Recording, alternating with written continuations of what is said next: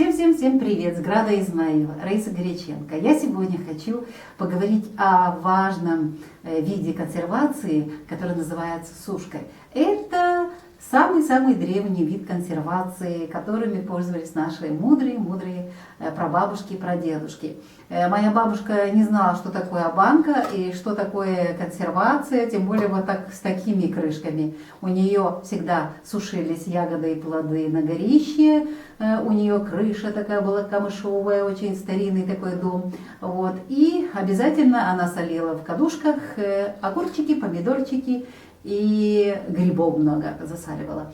Но вот особое место занимала в ее консервации вот сушка. Вот смотрите, я уже насушила, здесь у меня земляника и клубника. Открывать не буду, чтобы туда не поступал воздух. Есть сушеные у меня лепестки роз, это для чаев будет. Высушиваю вот это томатики, очень вкусные тоже. Можно их использовать при приготовлении плова, борщика, картошечки. Аромат необыкновенный. Вот. А сегодня я завершила сушить яблочки, белый налив у нас получилось. Где-то с килограмма выходит вот грамм 250 вот сушеных яблочек.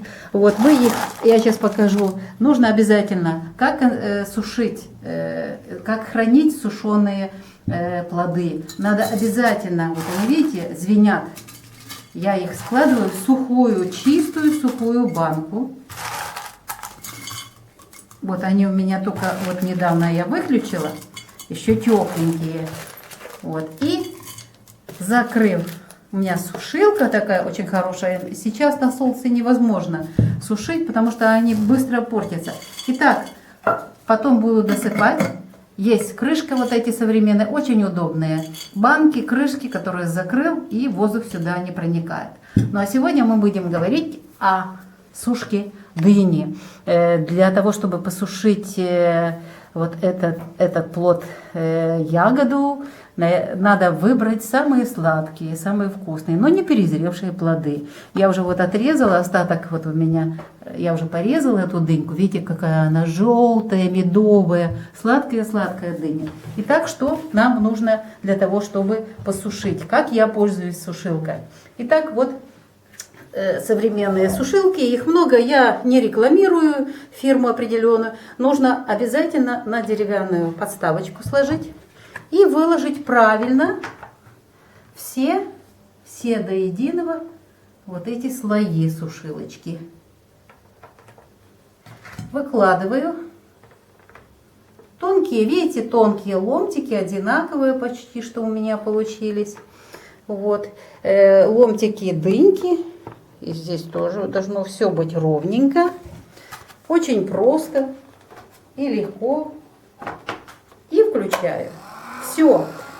Сушилка у меня сушит первое время где-то около часа. Потом я на 15 минут, в принципе, для того, чтобы остыло, оставляю. И снова включаю на полчаса, на 40 минут до полного высыхания. В принципе, где-то в течение 2 суток у меня вот эта сушка будет готова, и будет сложена в баночки. И приступим к следующей партии каких-то плодов и ягод. Все, что созрело, нужно обязательно сложить в банки. Пусть это будут банки с сухими плодами, банки с маринадами, банки с компотами, вареньями, джемами. Но обязательно нужно это все складывать. Зима будет очень-очень интересно. Ну, по вопросу консервации еще хочу добавить, что нужно хранить в темном месте, чтобы солнце не проникало и цвет не терялся у плодов и ягод. Нужно, чтобы была температура одинаковая. Мы храним у себя в доме, в комнате, в специальном шкафу, где определенная ровная всегда температура. Ну, а когда зима, за окном снег, достаешь баночку или компотик, или же какие-то вкусняшки, каши готовишь. Можно это использовать, добавлять, пироги печь. Все что угодно, это все очень вкусно и полезно. Вопрос сушки особого вида консервации пока завершен. Можете лайкать, не лайкать, это ваше право. Но если есть вопросы, пожалуйста, задавайте их. А я прощаюсь с вами. Всего доброго. Будьте мне здоровы.